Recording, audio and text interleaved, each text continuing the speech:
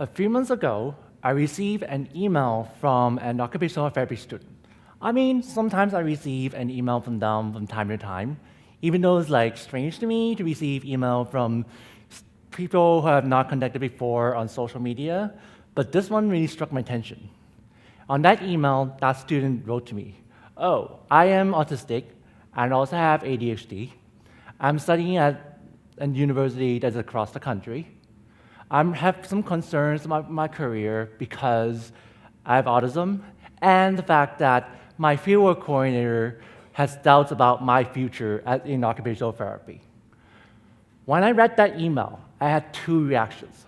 One, I was very shocked that my message about being open about my diagnosis in the occupational therapy community has not made enough impact. The second thing was, how can a trained occupational therapist, which this fieldwork coordinator probably is, not aware of me in the occupational therapy profession? However, this is only a microcosm of what's happening in America. 3.5 million autistic adults are diagnosed.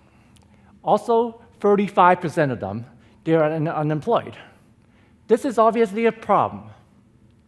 So hopefully my talk today can inspire you to figure out solutions to help these autistic individuals to fight on. Now, my philosophy as an occupational therapist. Personally, I'm a fan of what's called a strengths-based approach. What that means is using the individual's talents to sort of overcome the shortcomings, so to speak. I also believe that we can use the individual's life experiences to help as a foundation to help overcome their life problems, so to speak.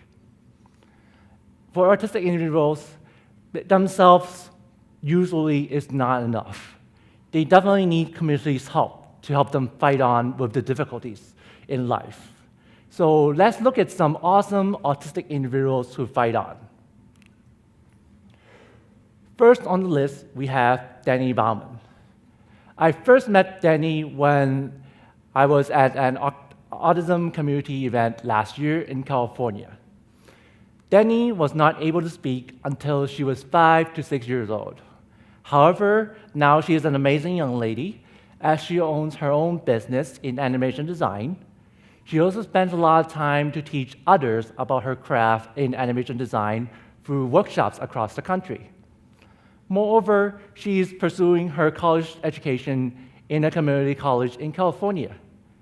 Danny has documented her journey on Facebook, and she has connected multiple autistic individuals, as well as those who are advocating for autistic support through Facebook.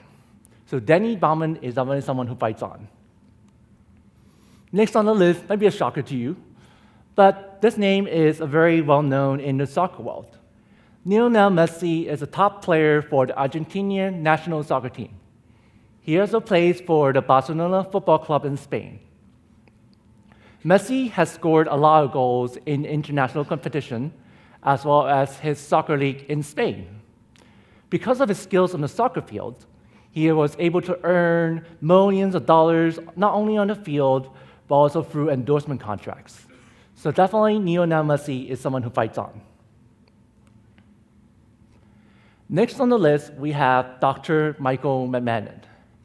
I had the pleasure to present with him for my first conference presentation in occupational therapy in California. For those of you who don't know, Dr. Michael McMahon is the founder of the College Internship Program, which is a college program for young adults with autism as well as other developmental disabilities. It has 6 locations across the US, and in his own time, aside from his duties as founder of the College Internship Program, he also travels around the world to spread the message about autism. So Dr. Michael McMahon is someone who fights on. Last on the list, of course, is myself. I fight on each and every day since I learned I have this diagnosis in August 2010, which was just in between my first and second year of occupational therapy school. I realized that I had to fight on every day when I was a student in terms of building rapport with my classmates, to getting along with other coworkers, as well as clients during my clinical internships. Of course, that's also aside from my regular duty as an occupational therapy student to learn how to be a better clinician. Now, as a clinician, I had to learn that my expectations as a clinician has been raised because the margin for error as a clinician definitely is a lot less than, say, as a student. Moreover, since I have the OTR next to my name, that means that what I post on social media, I have to be a lot more responsible than, say, when I was a student. I know, fortunately, social media has really helped me a lot. And let me digress that I have over 9,000 connections through social media with many occupational therapy students and practitioners across the globe. So when I was a student, I utilized social media to help get support for myself as a student, not only for moral support, but also something sometimes, like most occupational therapy students do, in getting to where they're supposed to be in their occupational therapy journey.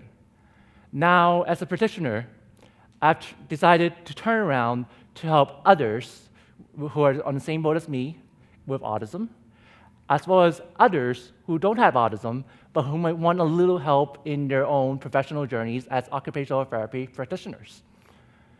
I decided to do that because I was very blessed to be helped by an autistic occupational therapist from England, and unfortunately, it took me a year to find this guy from England.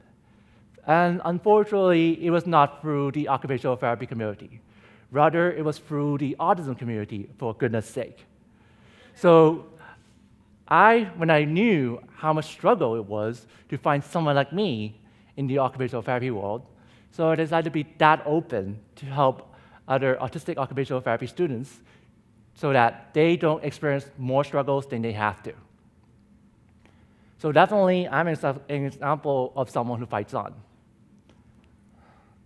Now, we're on to some take-home points. First, don't count us out. I heard there's a common expression that square pegs doesn't fit round holes. But personally, I don't necessarily agree with that for autistic individuals. I believe that if we as a community can give them a chance, they can show us that they can succeed through the work ethics as well as the talent and passion for what they do. Look at Lionel Messi again. Aside from the fact that he is able to perform well on the soccer field, he has to handle the social demands with fans, reporters, as well as those who are sponsoring him for his soccer career. As someone who understands a thing or two about heavy social demands in the field of occupational therapy, definitely it can be very draining for someone like him. So definitely, Lionel Messi is a great example of someone who fights on. Next on the list is having a game plan. In life, rarely things are slam dunks. There are categories where it's easy for us, and there are things that are very difficult for us. For autistic individuals, this is something they must understand, if not already so. And as I said earlier, I believe that the community should help these individuals out so that they can have more chances of success, or in a sense of having a level playing field. Because in my philosophy as an occupational therapist, I believe I can help these individuals into think about their goals and separate what they want to do and organize them into two categories: the easy categories as well as the hard categories. The easy categories will be things like from the talents that they already have to perhaps they can just look up on social media to help them to succeed. The harder categories, it could be something like taking a class or perhaps receiving some mentoring, for example. After the hard categories are identified, then I would like to ask them two questions. One is, can they get around the problem? If not, then how can they work on it so that it can be adequate at it? Last but not least, I believe autistic individuals have to be inspired to fight on. I am very fortunate for my occupational therapy career to have such overwhelming support. I have many mentors as well as peers inspiring me from across the globe. So I'll just name a few. Dr. Amy Lam, Dr. Jeannie Stoffel, Dr. Sean Phipps, Dr. Florence Clark, as well as Jacqueline Swartz. However, for me to step out on this stage, I owed it to an occupational therapy practitioner named Terry Olivas de la O. Unfortunately, Terry passed away early last year due to brain cancer and her stroke. But Terry was the first occupational therapy practitioner who inspired me to spread my message to the public. So definitely I owe Terry for me in terms of getting the courage to step up on this stage today. So now, let's go back to the original question. If somebody tells you that you cannot do something, well, sure, there are some things that are hard. However, I think there are things that are very doable. Sometimes you might just need to ask your buddies, and if not, you can just look up online using social media, for example. So thank you for your attention. Thank you for the wonderful TEDx support team who gave me a wonderful almost 30th birthday present. And of course, thank you to my good friend and fellow OT, Carly Rogers, for helping me out in terms of getting this presentation prepped. Thank you.